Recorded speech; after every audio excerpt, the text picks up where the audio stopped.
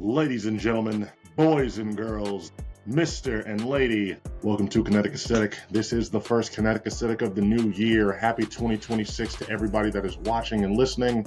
I hope your year started off well. Mine has been starting off great, and we're going to start off the year Kinetic Aesthetic wise by having a good old-fashioned sports talk. Now, being this early into the new year, that is normally, you already know the time if you're a sports fan. This is right around the time when the NFL playoffs are kicking off, and that is pretty much what is going to be going on this weekend, and there's so much to talk about it. This was a crazy NFL season. This was an NFL season that I really don't think anybody expected. I mean, just starting off and just summing it all up, we have Kansas City not being in, Patrick Mahomes is not in the playoffs, Lamar Jackson is not in the playoffs, Joe Burrow is not in the playoffs, although we expect that about Joe Burrow considering his ass can't stay healthy. More on that in a little bit. But there's just been so many different storylines, teams that we didn't expect to be this good, Chicago, Jacksonville, teams that we expected to be great that took a step back, teams that are a year behind on their schedule, teams that are a year ahead like Carolina. There's so many different storylines, different things to talk about. To start things off, I actually don't want to talk about the Bears to lead us off. I actually want to talk about everybody else. I want to just talk about some of these end-of-the-year storylines that the NFL is going to have to talk about. A lot of these teams are not going to be teams that are playoff bound. I want to focus on more of the guys whose season is definitively over right now. And actually starting off, let's go with Cincinnati. Now, Joe Burrow over this past couple weeks of the season, his press conferences before their games have been very interesting. He's been dropping a lot of hints, saying a lot of things about how, he thinks about his future. He does think about what it would be like to play for somewhere else, and just a lot of different things that just are really leading people to believe that he is just unhappy in his situation in Cincinnati. And he's made it perfectly clear. It's not like I want to stop playing football. He loves football. He wants to fight to continue to play football. But it's very clearly weighing on him that they are constantly losing in Cincinnati. They are constantly unable to build a good defense in Cincinnati, and just all of the organizational dysfunction and ineptitude that they have to deal with out there. Now, my thoughts on this are very simple. I think that Joe Burrow is a great player. I think that if he is unhappy with where he's at in Cincinnati, he should request a trade, and that he should do what he has to do to look out for himself and make sure that he puts himself in a better position to win and improve his legacy. You only get to have one NFL career. You don't get do-overs in this shit. Each day that you have it is literally a blessing because it can be taken away from you at any moment. So I don't want this to come across as though I am not understanding of his situation and I don't really get Joe Burrow's plight.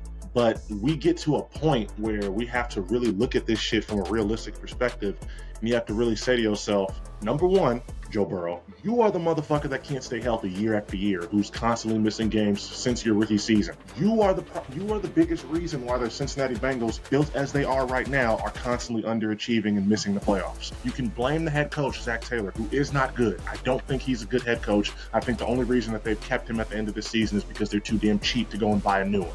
But that doesn't change the fact that he went to a Super Bowl in 2021 with you as his quarterback, with a terrible O-line, with a Jamar Chase as a fucking rookie. That doesn't change the fact that you are the one, and this is my second point, that you are the one who made a very direct and open request. I want to keep T. Higgins. I want to have two number one wide receivers. I want the money that you would put into T. Higgins' contract to go over there instead of building your defense. And I'm going to also give a slight little tidbit.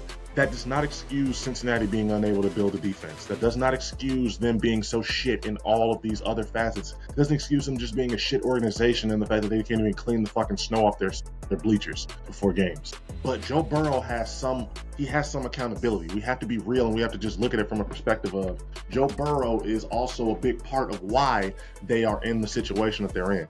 I'm not trying to say that he's still not their best option, that they should get rid of him or do anything like that. But Joe Burrow has to look in the mirror if he really wants to look at why the team is always fucking bad, why they're struggling, why things are the way they are.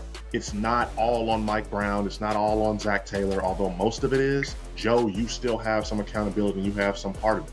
And I've been really tired of people that don't want to, sorry, my phone went off, that don't want to just be realistic with this. So my prediction, I don't think that this season, and I was going to talk about them next, and we'll get into them in a second. This season we have Lamar Jackson and Joe Burrow both being talked about as trade candidates. And I'm going to tell you this right now. I highly, highly doubt that either one of these guys is moved. Joe Burrow is the one that I do think is much more likely to actually request it. I don't think Lamar is unhappy in Baltimore. I really think that what's going on in Baltimore, I'll wait to talk about that. But Joe Burrow, I think, is going to probably end up requesting a trade. I do honestly think he is unhappy in Cincinnati, but I don't think they're going to move him. Why would you move him? You paid him all this money. He's a hometown guy. The fans love him. They're never going to forgive you if you move on from him. You have to keep him. You have to force his hand. You have to pull another Carson Palmer and tell his ass, if you don't want to play here, you're gonna just have to retire. Because you don't get to force their hand into like re-signing a big ass receiver, an expensive one. Yes, that doesn't excuse how they handled Trey Hendrickson or any of that. But you don't get to do that and then just be like, oh no, I'm not a fan of this. Let me go out of here. Let me leave. No, I don't agree with that. It's one of the things that has been poisoning my opinion of Joe Burrow, because I'll say this right now. He is the second best quarterback in this league. As good as Lamar and Josh Allen are, they are not better than Joe Burrow. Joe Burrow is the only one out of those three who has proven he can go into Arrowhead and beat Mahomes when it counts. He's the only one who's proven he can beat everybody else when it matters and get the shit done. So if he can stay healthy, I think the Cincinnati Bengals, their window remains open and they remain Super Bowl contenders every year when he's healthy. But that's the biggest issue. He can't. So that's going to be the issue. That's going to be the story of this man's career until they manage to have that happen. Because the last time the Bengals had I don't even want to say top 10. Last time they had an above average defense and Joe Burrow healthy, they went to the Super Bowl. That's the formula. It doesn't need to be great. It doesn't need to be even good. It just needs to be above average. Now, going over and talking about some of their divisional counterparts, we have the Baltimore Ravens. They lost a heartbreaking game in the final game of the season against Pittsburgh. It was for the playoffs. Everything was on the line. Lamar actually played a decent fourth quarter. He wasn't great for the first three, but I'm at the point where I think that as much as I respect the Harbaugh brothers, both of them as coaches, you do need to move on if you're in Baltimore. I think this has gotten to a point where if you bring back Harbaugh and Lamar, number one, I feel like they're beefing. Based off the little reports that we were hearing earlier in the season, Lamar being accused of falling asleep in meetings and shit like that, him not coming out and emphatically saying he wants Harbaugh back as a coach, they're not fucking with each other like that. If they're not fucking with each other, you just need to get one of them gone. You have to move on. You have to continue being positive. Lamar is still, this has been a big talking point that he is losing his legs, that he's losing a step. I'm not going to go that far, but I'm going to say that he's clearly getting older. And with that said, you have to take advantage of the time that you still have him. If you are on the other side of his career in terms of like his years of prime and of great usage, you have to do what you have to do to make the most out of that. You have to maximize that, because there's such a difference right now in this league in having a quarterback versus not. The teams that don't, they are just struggling. There's nothing you can do. You can have all the talent in the world like a team like Minnesota, but if you don't have the guy at quarterback, it's not going to mean shit. It's not. Minnesota Vikings, with a talented roster as much as they have, weren't able to get shit done because they had JJ fucking McCarthy as their number one. So you don't trade Lamar. You don't do anything stupid like that. You find a coach out there that can maximize his talents and that can get the most out of him. This is a two-time MVP, a year removed from throwing for over 4,000 yards, over 40 touchdowns, and like less than 6 interceptions. There's no fucking reason why you should be ready to give up on him or ready to say that he's the one that's done. When it comes to Harbaugh, he'll be fine. He'll get another job. He'll make it work. He's a good coach. That's what good coaches do. And if he isn't able to, then that just means that he's past his prime and it's time to retire. But I don't have any real bad things to say about the Ravens. I think this is just what happens. Even teams that have great quarterbacks, that have franchise stability, they go through rough patches, they have down years, and this is just one of them for them. Moving on, when it comes to Cleveland, because I did want to speak a little bit about Cleveland. Myles Garrett, congratulations to him for getting the sack record. I will say it's a little funny that it took him an extra game and he only broke it by 1 sack. So that is why it's a little it's funny to me. But still, it's a major accomplishment. Big ups to him. That's also crazy to me that this is a guy that was last year just was complaining about wanting to get traded, and then they gave him some more money, and now he's not. So all I have to say about Myles Garrett is that this is an example of what happens when you choose the money over everything else. Because he could have had this season on a team that mattered, a team that was successful, a team that was going to have a chance in the postseason. but he's still in Cleveland. That's probably where he's going to be for the rest of his career. Hopefully they manage to build a winner. Hopefully Shedeur turns out and is able to make something happen, but we shall see. And speaking of Cleveland, let's talk about some of these coaches that have been fired, starting with Cleveland and Kevin Stefanski. This needed to get done. This entire year, the way it's been run, honestly, when he started to just marry himself to Dylan Gabriel and really started to just try to like really lean on him and try to just do everything he could to make everyone be convinced he was the guy, I sort of saw it coming. It's not just because Shedeur had all of the hype and all of the fanboys and everything like that. It's just because this whole year with Cleveland, they have not really felt like they knew what they were doing or like they were all on the same page. You've got coaches who are looking like they are like being handicapped and being forced to pick Shedeur when they pick him. You've got an owner coming out and saying after that he didn't even want Shedeur, so it's confusing as to who the fuck even wanted to pick him. You've got them picking Shedeur in the fucking first place after you select Dylan Gabriel in like the 3rd round. You trade Joe Flacco to a division rival to the point where Mike Tomlin has to come out and say, what the fuck are y'all doing? It is just, I've never seen an organization have a year where they just look like shit shows the entire step of the way. There was never any instance where I got a feeling Cleveland has a good idea or they have a strong sense of what they want to do. They were just bullshit. And that's that. I don't really see how things get better. I feel for Shedeur because he might be QB1 going into next year. They might not draft a quarterback, but I don't like his chances of making things work in Cleveland just because Cleveland is such a horribly run organization. You've still got Deshaun Watson. That looms over that whole organization. It's the curse of Baker Mayfield, and it's honestly a curse that they deserve based off the way they did him and the way they treated him. But I hate that this is happening to Shedeur now because I do think that after everything that he's had to deal with, all of the BS, and I'm not even saying this as a fanboy, I don't think he's a sure thing, but I think that he's done enough to show that he deserves a chance to really be around some good coaches and around an organization that's just not going to be as topsy-turvy as this one. Falcons. They fired their head coach and their GM. This was a long time coming. That man had so much talent that he had to work with, and he was still not able to get it done. Atlanta is just, I still feel like they've never really overcome 28-3. They're in a perpetual state of just mediocrity, and it's the worst thing. I hate it because Atlanta has this great city. They have great fans. They have people that really want to support them. But them niggas just, they don't know how to win. They can have all the talent in the world in Atlanta. Them niggas don't know how to win. Bijan is there and he's gonna get wasted. I think next year they should look fine if they have Kirk Cousins as their quarterback because I'm gonna be honest with y'all, Michael Penix is not it.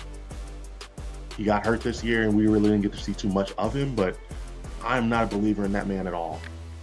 So that's another team that I think is just going to be, I don't expect things to get better for them next year. After that, we have, who else got fired? Pete Carroll of the Raiders. They fired him after only 1 year. That was the one that was a shock to me. You would think that Pete Carroll, a coach that won a Super Bowl, has had that much respect and clout in the league, would be able to get another year, but bad organizations do bad organizations things, and this is the Raiders right now. You know, they're coming out, they're saying that Tom Brady is going to have a big role. I don't know if he's helping. He's starting to look like he is going to be going down the Michael Jackson road of being an owner or executive, and that he just, for as talented as he is at his sport and knowing what it is that he needs to be doing, he himself, when it comes to like being an executive and being an owner and actually running things, is fucking terrible. Because the Raiders, again, they have not looked good. They've tried to shut Max Crosby down early. He ended up walking out of the facility in a huff. Now he's actually looking like he's going to be traded. So I honestly hope the Bears don't go out of their way to get him. I'm tired of I'm out of just giving up the farm to get one player who may or may not be an actual game changer. So they are probably going to be shit. They've got the #1 draft pick, so they'll probably pick Mendoza out of Indiana. And even with that being said, I don't know if that's really going to do anything for them. They still have a lot of holes. They still have a lot of shit that they need to fix in that team. Being a division that has Justin Herbert, Bo Nix, and Patrick Mahomes, even if he's going to be out with an ACL early next year, they should just be focusing on building up everything else. Like, yes, maybe draft the quarterback, but don't go in there expecting him to do anything. I wouldn't even start him. And that's really all I got to say about the bad coaches and everything like that, all the ones that got fired. There'll be more time to talk about everything like that after the playoffs, but now's the time that we want to get into that, actually. We want to start to talk about the teams that actually do matter, that are going to be playing this weekend. And starting things off, I want to talk about the game that is going to be the most interesting to me outside of the Bears game. That is Buffalo against Jacksonville. Now, both of these teams, they're trendy picks. I feel like right now, just based off the way Trevor Lawrence is playing, he's got the Jaguars looking like they're going to be a real Super Bowl contender. They've won into Denver, the number 1 seed. They beat them by 2 touchdowns. They have had a gauntlet of hard opponents to face, and when it came to playing playoff teams or teams with winning records, they're 6-3. So I'm a big fan of Jacksonville. I've always been a big fan of Trevor Lawrence. So for me, this is just justification. I really feel like going into this game, whoever wins this game between Buffalo and Jacksonville has a really good chance of getting out of the AFC. Now, Trevor Lawrence, the Jacksonville Jaguars, I know people are trying to say this is a very big deal for Trevor. I still, in a sense, say they're playing with house money. This is the first year into that new regime. People weren't expecting much of them. If they were to get a playoff win or two, that is going to do worlds for them. They're going to increase expectations, but no one's expecting them to really win the Super Bowl. When it comes to Buffalo, however, this is do or die. This is the most important game of Josh Allen's career. This is one that he has to have. No excuses, no cop-outs. You need this dub. You have to get it. Everybody that has troubled you, has given you problems in all these other postseasons, they're gone. There's no Mahomes. There's no Lamar Jackson.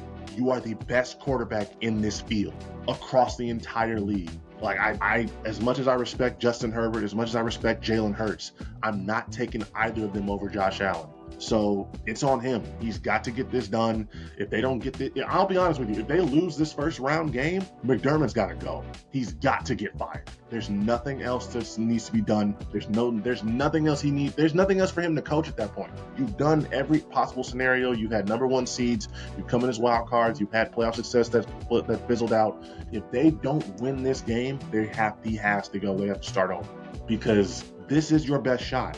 The Patriots are getting good now. Drake May is looking like he's going to be a top 5 quarterback going forward. So you're going to have to do something.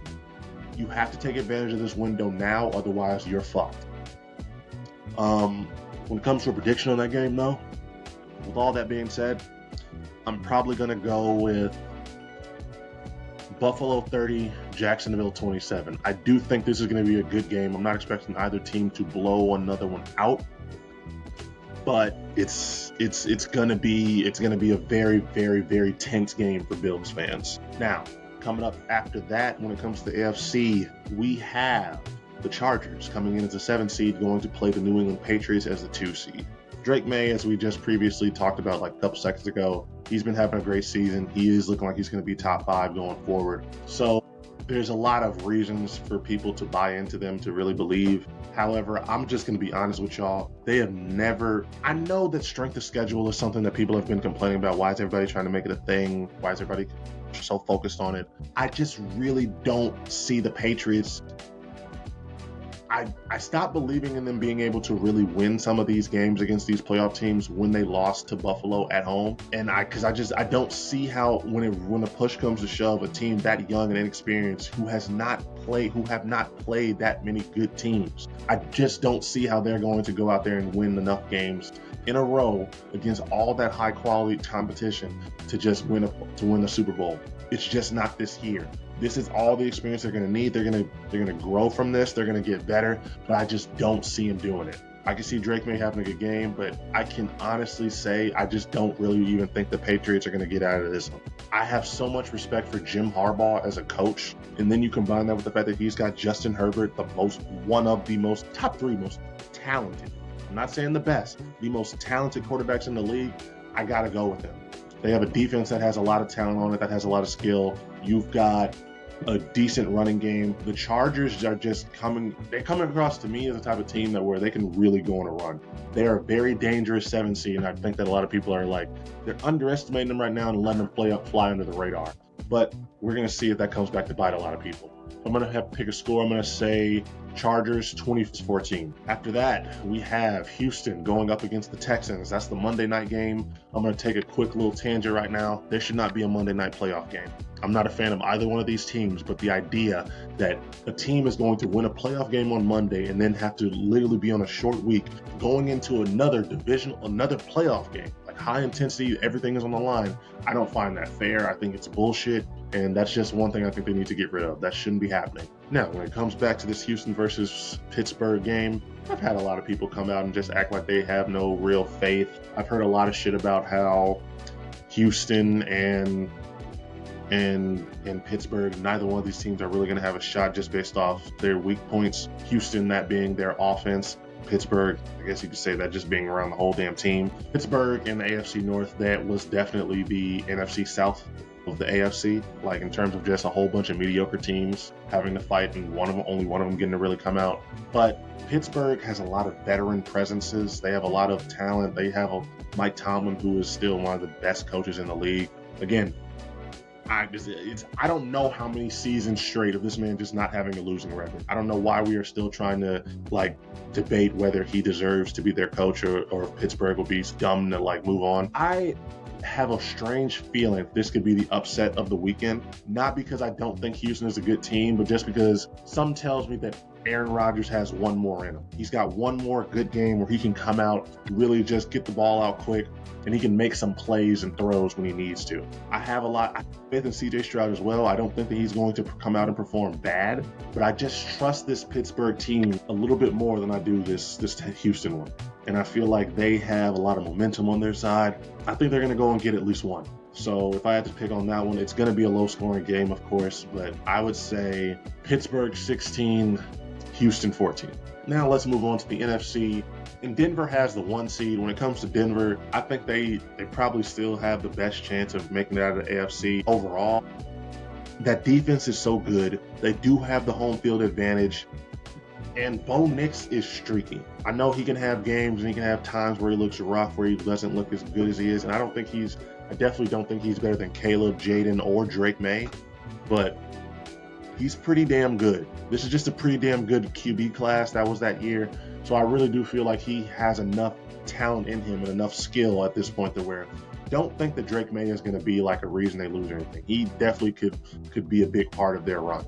Now, moving on to the NFC, we had Seattle. Listen, Seattle's got the most complete team out of the NFC. There's no debating that. That defense is monstrous. That running game is great. JSN is a top 3 receiver, and he's not 3, probably not 2. But it's all going to come down to Sam Darnold. It's all going to come down to when they need him to make a throw. When a team really is keying in on that run game or they're just taking away JSN, is he going to be able to make those throws? Is he going to be able to do what he's got to do to get them over the hump? He's played great in some big games this year already. You know, he had the one Rams game where he threw 4 picks, but other than that, I really cannot think of too many games at all this season where he's just really left me saying like, damn, he's going to be a big problem for them. And when I say that, I'm not trying to say that I don't think that there are games that he hasn't been mediocre or mid, but the thing about it is they just have such a great team that they're able to overcome it.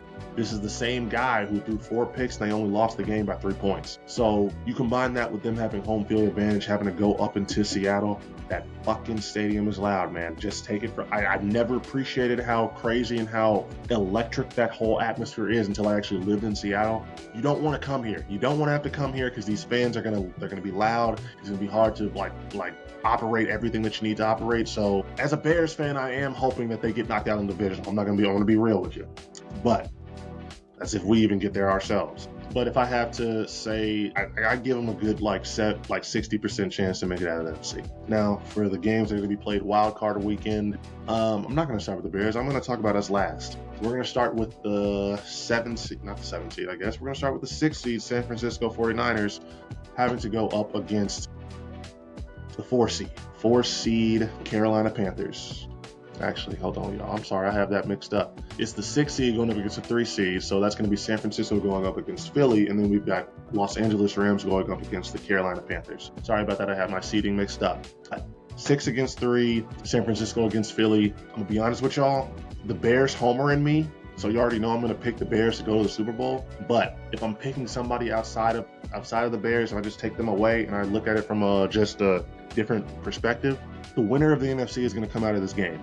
For as much shit as the Eagles have had to deal with this year, for all the times we've had to deal with Jalen Hurts being called to be benched, them just looking like ass and not being able to complete a pass in the second half of the game, they are still the defending Super Bowl champions. They still have Saquon Barkley. They still have all of this talent, and that defense is still good. You got Vic Fangio as your defensive coordinator. You're still pretty fucking good on defense. So I don't really know if I really feel comfortable even picking against them. Because as good as the San Francisco 49ers have played recently, that shootout they had against us a couple weeks ago is legendary. I'm not going to forget that for a long time. But I don't really know if I think that defense is going to be able to hold up, man. I just don't. They might be able to get past one. I can see them going to the NFC Championship game, but I just can't see the 49ers with that defense being the way it is. Even if Fred Warner is to come back, really making a difference against some of these high-powered offenses. I just can't. They can't get a pass rush. They're just not good on a lot of different levels. They can make key stops when you need them to. They're not like the worst defense in the world, but they are not a championship caliber. And even with Brock Purdy playing as well as he is, even with George Kittle, even with everything they do, I love their offense, and I love CMC. I just don't know if they have enough as a team, especially with Joe Bosa out, to really win a championship. If he was still in, this would be their year. The way they're playing right now, if you still had Bosa being able to really get them some type of pass rush, I'd have to agree and say yeah. But it's just not. And it sucks because this is another year where like Kyle Shanahan sort of deserves Coach of the Year for all the injuries he's had to put up with, having them in position to have the 1 seed at the end of the year. Because people wrote him off for dead. And it just feels like there's just too much to overcome. So if I had to pick one for that, I'm going to say Philly 35, San Francisco 30. Going up next, of course, we have the Rams going against the Panthers. Now, nobody's going to give the Panthers a shot. This has the potential to be a very rough game for them. I'm not going to lie. The reason why I just have this strange feeling to not count them out, not only did they already do it, but this is hitting me with all of the feeling of one of those teams that is back into the playoffs. It's reminding me of the Saints when they played against the Seahawks. Actually, and I don't think about it, I'm thinking it was the opposite, because the Seahawks were the one that were 7-9 going up against the Saints, who had a great record that year. They were supposed to be really good. And again, that's the year Marshawn Lynch goes on that beast mode run, and they just start going crazy. And I just have a strange feeling, you have a good running back in Rico Dobbs, or I might be butchering that name.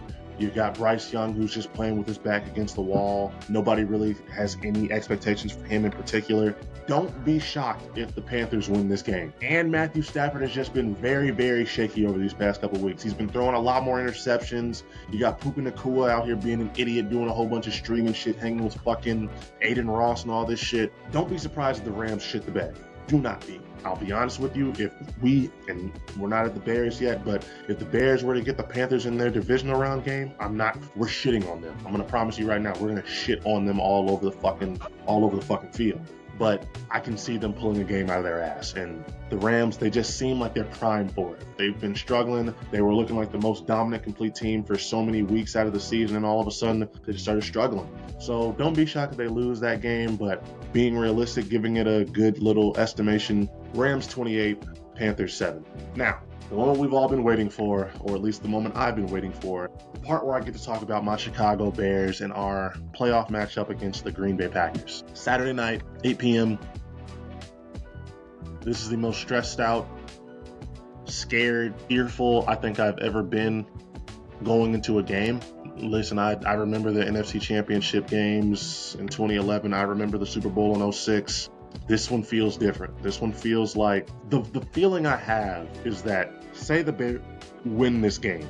If we win this game, yeah, we can, like, the run is still there. We can win it all. We can go and do everything. But even more than that, if we win this game, that feeling that the tide has turned, that there's been a shift in the narrative, that the league is just different now, is solidified. It's like we really did change the outlook of how the next decade and how the next just era of Bears football is going to feel like and going to be like. Because what that would mean is that the Bears have, number one, he said he wanted to beat LaFleur twice. He would beat LaFleur twice. That would be Caleb. putting his foot on the necks of the division rival, our hated fucking enemy, the Packers, and really just sending their asses home. It would be everything. It would be to the point where even if we lose in the divisional round against the fucking Carolina Panthers, even if it's a blowout, it still feels good. We're still excited going into next year. We're still ready for everything. If they were to lose to a Green Bay Packers team that has lost Micah Parsons, that has lost Christian Watson, who has a rookie wide receiver who they took in the first round, who's got no fucking touchdowns, who's been a non-factor, who has Malik Willis, their backup quarterback, who's been appearing damn near better than their starter. If we lose to the Packers in the playoffs after this season, after walking them off at home, and it would be the most painful loss I think I've ever experienced in my life. It would be the most painful Bears loss I think I've ever experienced in my life. And I'm not just trying to say that hyperbole. There's so much pain that would just be going into that because it would just put a damper over everything. This great season by Caleb, this coming out party for Colston Loveland and Luther Burden, all of that would just feel like, damn, all of that was cool and all, but we still got our ass whooped and sent home by the Packers in the fucking playoffs against the Packers team that really just isn't that good. Because I'll be honest, as good as the Packers are, even their fans know they're only hoping that they just get to send us home. They know they're not winning the Super Bowl. They know. So I have a lot of fear going into this because as much as I firmly believe that our roster is better, that our coach is better, that all of this shit that we have right now is better than them, it is a mental aspect and it is a mental game they have us just pegged in. And I don't know if we're ever going to be able to get past it if we don't really do it now. So I don't really have a score prediction. I've thought about this game can go so many different ways. I don't really see a blowout going any other way unless it's going to be in our favor. And then again, I don't see the game being a blowout. Jordan Love is going to be coming back. He's going to be back from his concussion. The rest of the team might be injured still, but Jordan Love is a decent enough quarterback to where he's not going to let them go down sad. Our running game is so much better than theirs and they can't stop the run.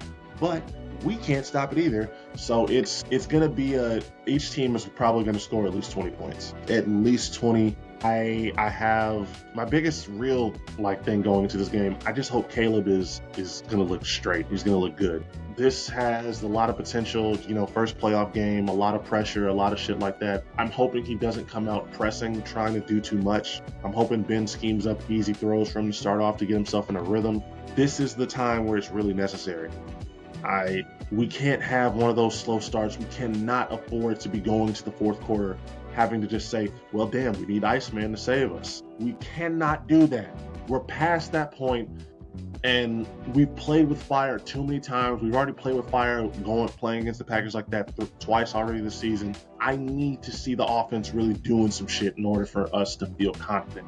This is the biggest game of Caleb's career. This is the biggest game of Ben Johnson's career. I think they're going to come prepared. I know Ben always has the team mental-wise at least into it. They always believe they can win, but I just need him to come out prepared. I need them to come out. I really would love for them to just put their foot on their neck.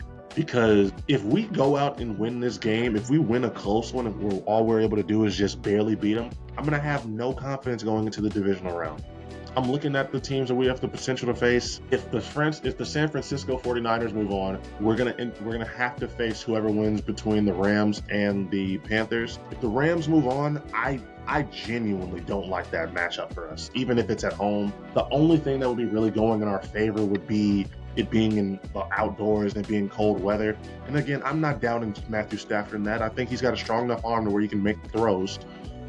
And we don't have the defensive backs, just period, to stop Puka Nacua and Devontae fucking Adams. We do not. I like Seattle more than I like fucking LA as a matchup for us. Just because with Seattle, this might be a little ignorant. I know they have other receivers, but JSN is the only one that I feel like will just destroy the fucking game for us. But if we could play Seattle, we could hopefully just bracket, double him, do whatever we have to do. Against LA, you're picking your poison. And both of those are going to just corrode the shit out of us very quickly. So I don't want to face LA at all. I like our chances against Philly. They're a strong physical team that can struggle on the O. I don't really mind any defense. I think that Caleb and Ben have shown that they can do what they need to against a good defense. It's not going to be easy, and it's going to rely on the defense also helping out, but they can. I don't want us to have to face LA. I don't want to have to face San Francisco again either, even though their defense is damn near as bad as ours. I'm saying all this to say that I think that we can beat the Packers. I think that we will. I think I have to make a prediction on the score. 28-14, Bears winning. Knowing the Bears and knowing this whole Bears-Packers rivalry, it's going to be a lot closer. But all in all, when it comes to the Super Bowl predictions, I'm going to pick the Bears. I'm going to pick us getting into the Super Bowl, and I'm going to have us going against Jacksonville.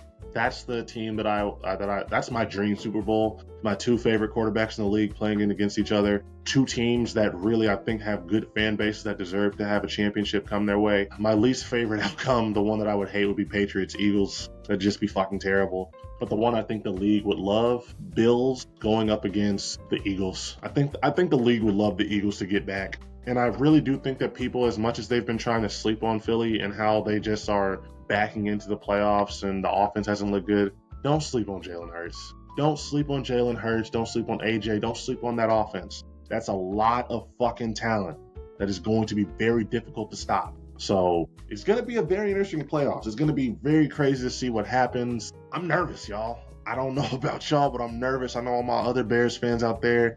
It's an unfamiliar feeling. We didn't even think we were going to be here at the beginning of the year, but here we are. So I'm ready. I'm excited. I'm a lot of things, y'all. But above all else, I'm just ready to go out and see what these Bears can do. I'm ready to just see how things are going to go. I'm just ready to have some fun watching it.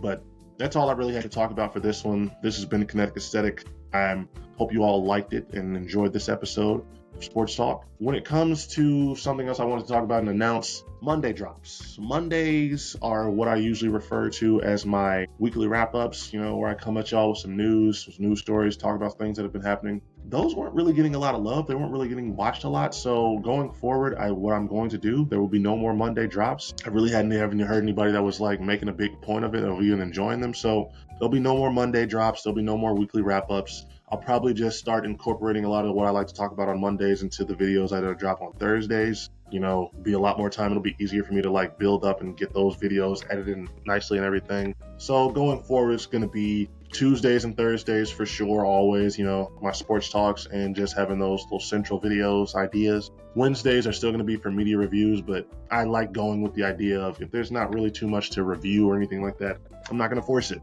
Other than that, I don't really have too many changes to be expecting or really to look out for in 2026. I'm still going to be doing things the way I do it.